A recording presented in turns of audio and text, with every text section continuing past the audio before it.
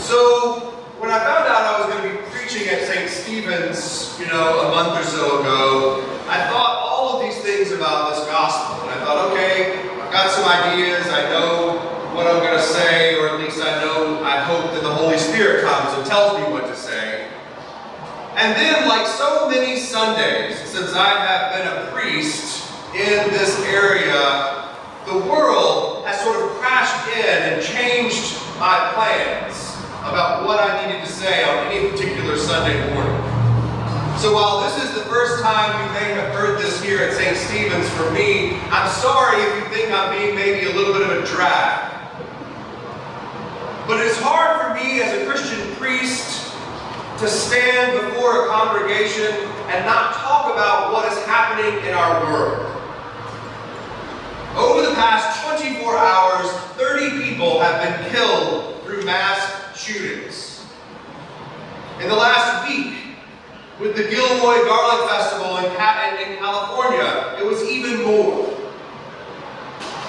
And as I look at the motivations behind the people who are doing these shootings, it is not in any coincidence that today we are commemorating the 400th anniversary of the first slaves arriving in the Virginia colony in 1619. Because it is that legacy that leads us to today. It is our unwillingness to come face to face with the truth of who we are as a people and who we are as a country, no matter how many of us, myself included, go, but surely not me. We all need to hear the words of the gospel today, because I know that God is looking at me and saying, "You fool, your very life is being called from you right now." What do I do? I'm just busy building barns. Come on, I'm eating and drinking and being merry. Isn't that what we're supposed to do? And that's what we're told to do. Don't worry about all those things. There's really nothing that can be done. These are huge problems. How can I, or any one of us, solve the problem that is white supremacy and the legacy of slavery in America? Right? When we put it that way, we all step back and go, wow, okay, I'm not sure that I can have any impact on this story at all. But, in the words of the writer of Ecclesiastes, let us not fall into despair. Because there is hope in this story. That if Jesus didn't think there was anything that could be done, he wouldn't have said, "You fool, right now you have a chance to change and do something different. You have a chance to step out, speak to those around you, change the way you are living, and do something else." I told you I was going to be a downer today. I went ahead and told you right up front.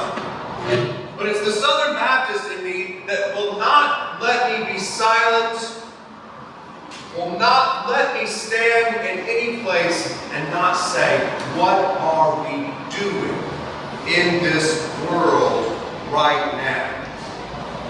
What is going on? And how can I be a part of the solution and the answer, and not just sit in despair? The words of Desmond Tutu keep coming back to me over and over again. He was once asked in the middle of apartheid, "Are you optimistic that things are going to change in South Africa?" He said, "No, I'm not optimistic. I'm not an optimist at all." What he said is, "I am a prisoner of hope." Think about that for a minute. Being a prisoner of hope. There are days when I get up and look at Facebook or Twitter or read the newspaper or look at the web and I don't want to get out of bed. I'm like, really? Again. It's hard to watch the news and go, yeah, I feel really optimistic about the direction the world is heading right now. I feel good about it. I think it's going to all work out. But then I get up anyway. I get up, I go out, and I try to live a life that is awake to the truth of who we are called to be as Christians and as disciples. But here's the trick. And here's the thing about that man building bigger barns. Notice what that man did not do with any of that stuff. All he did was build a bigger place to put it. He didn't reach out and give it to anybody else that might have needed it. There's no generosity. And the other thing is that he was alone. It was just him. There was no community around him. There was no other people that were asking him to join them and be part of something bigger than just bigger barns. And that is who we are called to be. Now listen, the Episcopal Church, let's just be clear. We like to pat ourselves on the back for a lot of things. Okay, we're a little bit smug that way. Clergy are the same way. Congregations are the same way. We're like, but we're not like them. We're not like those evangelicals, or those Baptists, or those people down in Alabama doing all that stuff. I'm from Birmingham, by the way, so I can talk about Alabama. We're not like those people doing those things. We're better than that. Okay, so this morning, just before I started the first service, I was just kind of scrolling through my Twitter feed, as I sometimes do, and I came across a video. Young white kid, maybe 17, 18 years old, with a shotgun out in the woods, talking about how much he hated black people. He's from South Carolina. He had a box of Air Jordans not far away, and he said, "This is what I think about black people," and he shoots the box of tennis shoes. Uses the N-word several times. I thought, good God, this is horrible. It is horrible. But then what I noticed on his t-shirt was right here, there was an Episcopal shield. This is a kid who's been a member of a youth group, and a member of an Episcopal church. Somebody who has gone to church and heard sermons, probably a lot of sermons. And yet, somehow, this young man is out in the woods with a shotgun, doing the worst he can think of to do, to talk about black people. Show his racial intolerance. I wonder what this kid's priest thinks.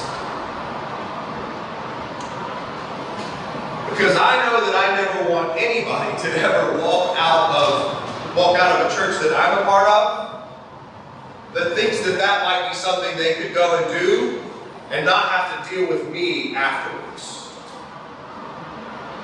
We have to say, unequivocally, without question, once again, that we will not tolerate this type of hatred, this type of violence, this type of racial injustice. If we want to be rich towards God, as the gospel says, how do we do that? We struggle for equality. We struggle for justice. We step out and reach out to help people who are struggling, and we do it together as a community of people. No one person can do it. Trust me, I've tried. I've tried to do it by myself. I've tried to think, Jeremy, you can do this. You're okay. It never works out that way.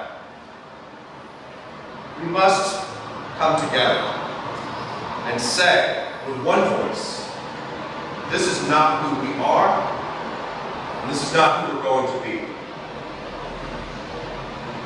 And that's easy to say. But let's just remember that Episcopalians probably owned more slaves than any other denomination in this country ever has. The Church of England, the wealthy Episcopalians, especially in places like Virginia, especially in places all throughout the South, they were the ones who perpetuated the white supremacy in their communities. There's a church right now in Montgomery, Alabama, that has a pew that is dedicated to Jefferson Davis, the first president of the Confederacy, and a plaque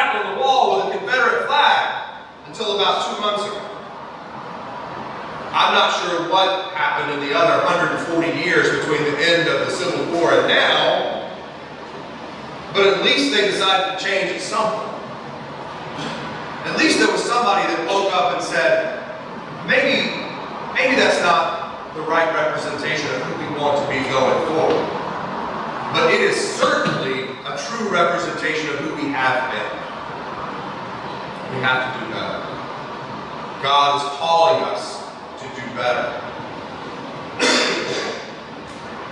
Desmond Tutu also wrote a book not several years ago called God Has a Dream.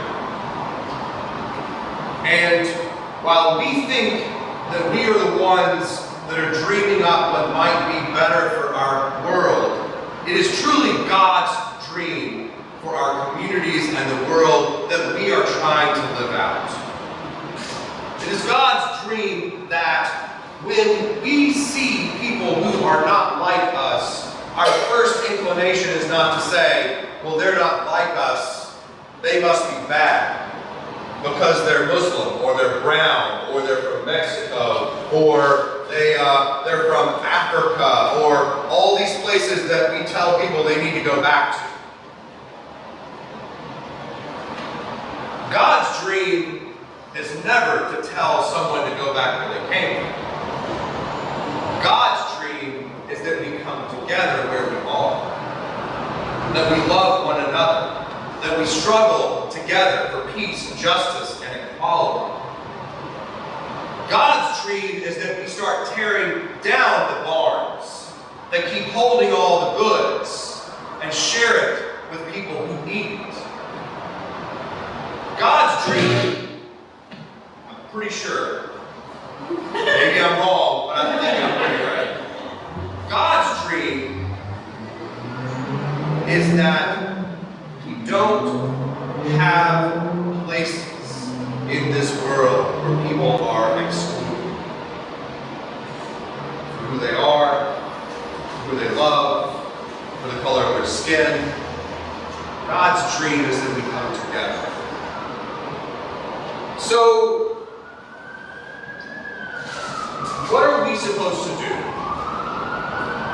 Each day we're given all kinds of opportunities to sort of wake up, to realize that our life is being called out from us.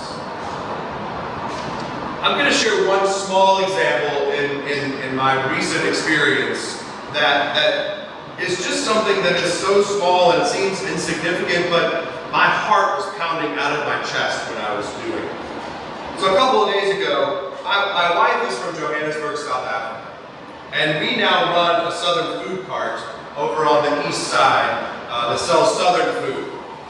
And I always joke when somebody comes up, because they always want to know who the southerner is in the cart. It's like something about being genuine to actually being able to cook or have something. So who's from the South? And I always say, well, I'm from Birmingham, Alabama, but my wife is from the actual South. You see, Birmingham's only South if you live in America. In the world, Johannesburg is way south. So I always joke about it, and a woman came up to the cart a couple of days ago, and Siobhan was talking to her, and she said, chatted with her, Siobhan said, so, are you from the South? And she goes, yes, but I can tell her you're not. Because Siobhan has still a South African accent. So she tried to be nice, and she said, no, I'm not from that South, I'm from the real South, from South Africa. And she goes, yes, the South. Very snooty. And I was like, what part of the South is this woman from? Did nobody teach her manners anywhere? So about 5 minutes goes by, and we talk about it, and I decide, well, I'm just going to go talk to this woman. I've got to go share with her what the impact of what she said was. Whether she's going to change or not, it was still up to me to let her know that what she had said was pretty much an anti-immigrant response to someone trying to connect. So when I went out to see where she was sitting, she was now sitting with her husband and her son. And I thought, this is going to be awkward. But I went over and I said, look, I'm from the southern food cart that you just came to a few minutes ago. I said, yeah, we didn't have the dark meat that you were looking for, before, and so sorry about that. I said, but you had an interaction with my wife, who is the owner and chef of our cart, and I said, and I recounted it to her, and she said, oh yeah. And I said, you need to understand that's not okay. I said, responding to someone that way is a way of pushing someone away, of making them feel like they're on the outside. I said, she is an immigrant to this country. And this is when I knew who I was talking to. She goes, oh, I didn't even recognize her as an immigrant. My wife is white from South Africa. The only reason that she didn't recognize her as an immigrant was the color of her skin. And I was scared to have that conversation. I didn't know what it was going to turn out like. I didn't know if I was going to be like on those next viral videos of somebody like following us around with me getting chased down by somebody who didn't like the Stephen. But then I remembered, I'm not the only one in the world right now who is trying to change who we are. Every time we say, this is not who America is, this is who America is. Let's just be clear. There's no doubt. We've only had like a, genocide of, 13 million people to get to the point where we are. We can say, this is not who we want to be any longer. And we do that as Christian people by following the faith of Jesus Christ, by following the God who does not exclude, by following the God of justice, by following the God of peace. My friends, it's not easy work, but it is our work. It's the work of disciples who, when we say the creed about what we believe it here, live it there.